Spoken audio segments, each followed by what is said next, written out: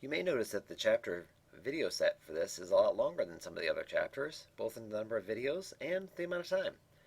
Is it really so important that I have to spend this much time on it? And my answer has got to be unequivocally yes. Spectroscopy is the bread and butter approach that we use now for most of the measurements that we can do for a bunch of different reasons. It's really well behaved, so Beer's law is really linear until you get to really high concentrations or really low concentrations without the right equipment. So it's a great technique for these things. It's also very well understood. There's not a whole lot of hiding in the shadows messiness that happens, and it's fairly intuitive what's going on. We don't have to worry a lot about activity coefficients and how they propagate through a log term like we would have to do in electrochemistry. It goes fairly straightforward. Now there's a lot of information you can get from this.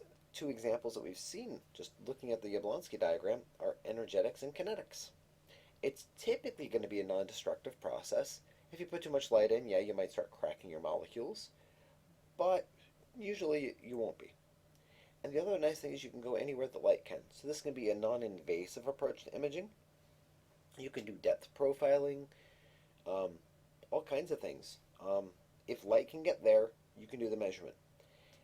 So you can have a flowing system and not actually disturb the fluid flow, and so just be measuring with just light alone. There's a lot of different reasons that we like using absorbance and we like using fluorescence in order to do our measurements. Fast, usually fairly cheap, well behaved, well understood, lots of information.